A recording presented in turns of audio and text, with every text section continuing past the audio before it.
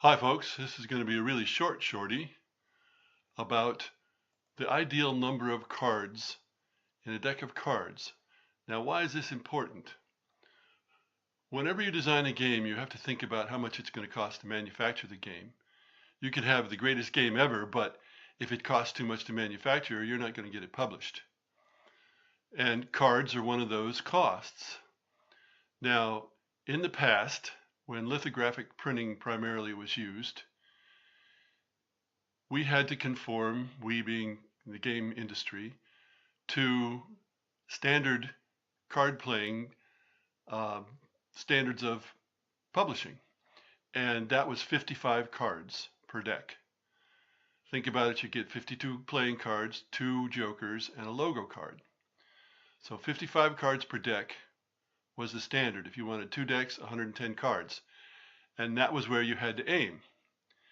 You could waste some of that. You could have it and have a half deck of 27 and so forth, but you had to conform to that 55.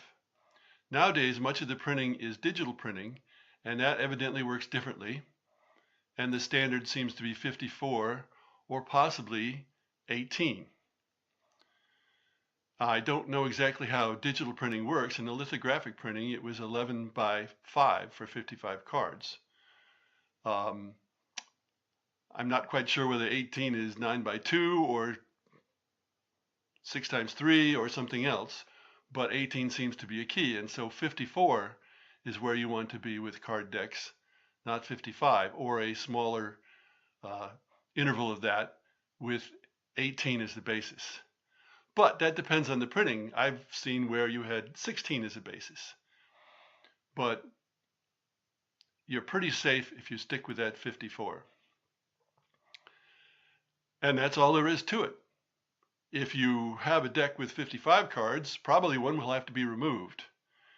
And of course, it's desirable to play test with exactly the number of cards that are going to be published. So don't think, oh, well, this can be sorted out later. Sort it out early on. Limit yourself to 54 cards per deck. Even though it's possible that somebody uses kind of printing that gets 64 per deck or some other number. 54 is I guess we'll call it the safest number. Thanks for listening.